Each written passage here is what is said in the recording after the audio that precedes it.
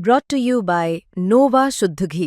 जब जब खाए दिल खुश हो जाए, सदियों का नोवा शुद्ध देसी घी, सपना स्वस्थ भारत का।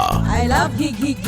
देखिए, बहुत ही दुर्भाग्यपूर्ण है कि इतने सीनियर ऑफिसर्स को भी इस तरीके की प्रताड़ना और प्रेशर झेलना पड़ता है। आप इसको ऐसे समझिए कि भारतीय जनता पार्टी से बर्दाश्त नहीं होती ये चीज कि कोई दलित कम्युनिटी से कोई व्यक्ति ऊंचे पदों पर चला जाए।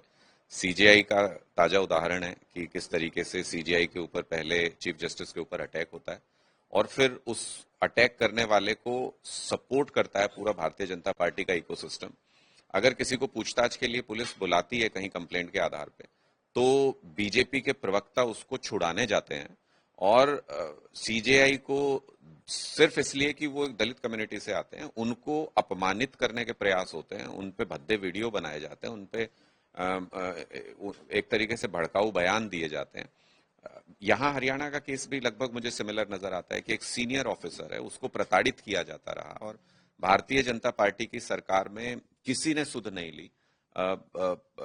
10 साल से ज्यादा हो गए हरियाणा के अंदर भारतीय जनता पार्टी की सरकार है और पूरे देश में जहां जहां भारतीय जनता पार्टी की सरकार है, आप आंकड़े निकाल के देख लीजिए, दलितों के ऊपर अत्याचार बढ़े हैं वहां पे, उनकी प्रताड़ना बढ़ी है वहां पे।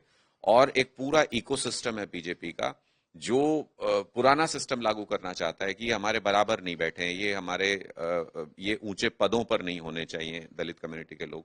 बाबा साहब का संविधान सबको बराबरी का अधिकार देता है और मुझे लगता है कि सरकार को इस पे इन्वेस्टिगेशन करानी चाहिए, थॉरो इन्वेस्टिगेशन होनी चाहिए।